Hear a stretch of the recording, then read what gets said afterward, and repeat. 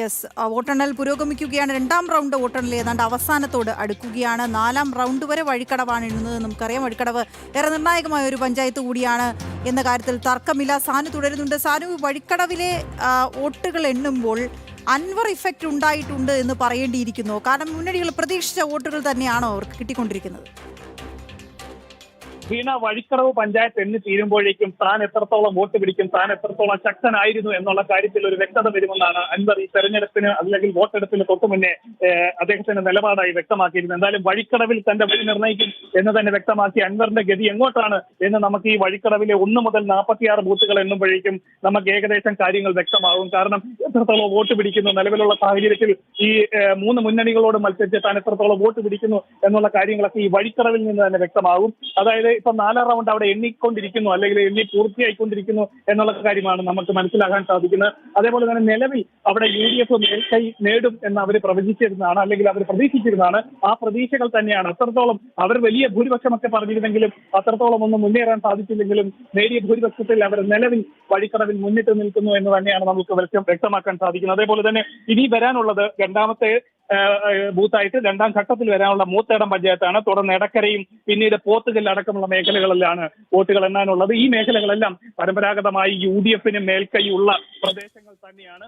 ഇവിടെ അവർ എത്രത്തോളം വോട്ടുകൾ സമാഹരിക്കുന്നു, ഇവിടെ NDA എത്ര വോട്ട് പിടിക്കുന്നു എന്നുള്ളതും വലിയൊരു കാര്യമാണ്. അത് നമ്മൾ പ്രത്യേകം നോക്കിക്കാണേണ്ട ഒരു കാര്യം തന്നെയാണ്. കാരണം വഴിക്കടവ് എണ്ണിയപ്പോഴേക്കും മുൻപില്ലാത്ത വിധത്തിൽ NDA ഒരു മുന്നേറ്റം നടത്തിയിട്ടുണ്ട് എന്ന് തന്നെയാണ് വ്യക്തമായിരിക്കുന്നത്. ഇനി വരാനിരിക്കുന്ന പഞ്ചായത്തുകളിലും അതേ നിലയിൽ മുന്നോട്ട് പോയി കഴിഞ്ഞാൽ നിലവിലുള്ള സ്ഥിതിയെക്കാട്ടിലും വലിയ രീതിയിൽ NDAക്ക് മുന്നോട്ട് വരാൻ സാധിക്കും, അല്ലെ വോട്ട് കൂട്ടാൻ സാധിക്കും എന്നുള്ള കാര്യത്തിൽ ഉറപ്പാണ്. അതേപോലെ തന്നെ ചുങ്കത്തറയും പോത്തുകല്ല് അടക്കമുള്ള പഞ്ചായത്തുകളിലും NDA നിർണായകമായിട്ട് വോട്ട് നേടും എന്ന് തന്നെയാണ് അവസാന ഘട്ടത്തിലും നേതൃത്വം വിശ്വസിക്കുന്ന, അല്ലെങ്കിൽ നേതൃത്വം വ്യക്തമാക്കുന്നത്. അതേപോലെ തന്നെ ഈ നിലമ്പൂരിലേക്ക് എത്തുമ്പോൾ, നിലമ്പൂരിലാണ് നമ്മൾ പ്രധാനമായിട്ടും നോക്കുന്ന ഒരു പ്രദേശം. നിലമ്പൂർ നഗരസഭയാണ്. അതായത് 116 മുതൽ 116 മുതൽ 209 വരെ സീറ്റുകളാണ് ഇവിടെ, അല്ലെ ബൂത്തുകളാണ് ഇവിടെ എണ്ണാനുള്ളതെന്നാണ് നമുക്ക് മനസ്സിലാക്കാൻ സാധിക്കുന്നത്. ഇവിടെ ഈ നിലമ്പൂർ നഗരസഭയിലാണ് ഏറ്റവും വലിയൊരു ബല പരീക്ഷണം.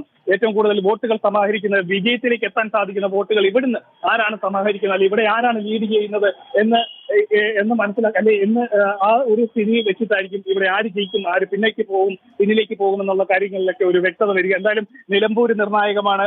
അതിനുശേഷം വരാതിരിക്കാനുള്ള കരുളായി, അമരമ്പലം പോലുള്ള പ്രദേശങ്ങളൊക്കെ പരമ്പരാഗതമായി LDF-നൊപ്പം നിൽക്കുന്ന പ്രദേശങ്ങളാണ്.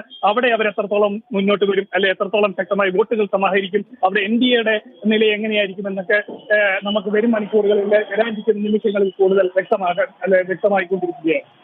ഓക്കെ, ശിവദാസ് കന്മനും കൂടി ചേരുന്നുണ്ട്. ശിവദാസ്, ഇപ്പോൾ 2ാം റൗണ്ട് വോട്ടെണ്ണൽ ഏത് ഘട്ടത്തിലാണ്?